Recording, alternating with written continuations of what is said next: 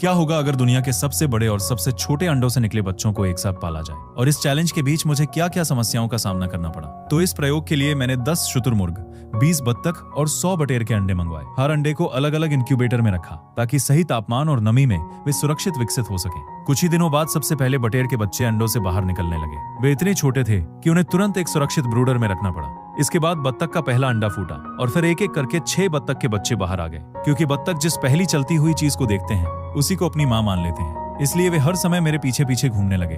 अब सिर्फ सबसे बड़े शुतुरमुर्ग के अंडे बचे थे। मैंने एक अंडे की जांच की कि कहीं कोई अंडा खराब तो नहीं हो गया।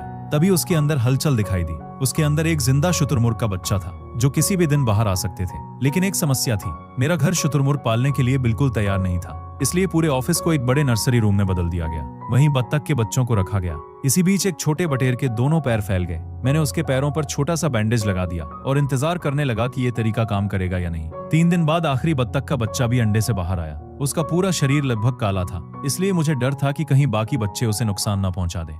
कुछ समय बाद शुतुरमुर्ग के अंडों में दरारें पड़नी शुरू हो गईं। काफी संघर्ष के बाद पहला शुतुरमुर्ग बाहर निकला और फिर बाकी शुतुरमुर्ग के बच्चे भी अंडों से बाहर आने लगे। अब पहली बार उस काले बत्तख के बच्चे को बाकी बत्तखों के साथ छोड़ा गया। शुरुआत में सभी उसे चोंच मारने लगे, तब मैंने लेजर लाइट से उनका ध्यान दूसरी तरफ कर दिया। कुछ देर बाद उन्होंने उसे भी अपने परिवार का हिस्सा मान लिया। इसके बाद मैंने बटेर के बच्चे के पैरों से बैंडेज हटाया। इस बार वो बिल्कुल सामान्य तरीके से चलने लगा। 10वें दिन बत्तखों ने पहली बार तैरना सीखा और उन्हें हेयर ड्रायर से सुखाना पड़ा। उधर बटेर धीरे धीरे उड़ना सीख गए। दूसरी तरफ शुतुरमुर्ग भी चलना सीख रहे थे। उनमें सबसे शरारती था पीनट। एक बार तो वो बाल्टी के अंदर भी फंस गया। कुछ ही दिनों में बत्तख इतने बड़े हो गए कि उनके लिए बाहर बड़ा फेंस बनाया गया। उन्हें कीड़े और लार्वा ढूंढना सिखाया गया। गर्मी से बचाने के लिए उनके लिए एक छोटा सा वाटर पार्क भी बनाया गया। लेकिन तभी सबसे बड़ा झटका लगा। पीनट अचानक बीमार पड़ गया। आधी रात उसे अस्पताल ले जाया गया, लेकिन अगली सुबह पीनट इस दुनिया में नहीं रहा। इसके बाद भी बाकी पक्षियों की देखभाल जारी रही। बटेर पूरी तरह बड़े होकर उड़ने लगे। बत्तख इतने बड़े हो गए कि उनके लिए बड़ा स्विमिंग पूल बनाना पड़ा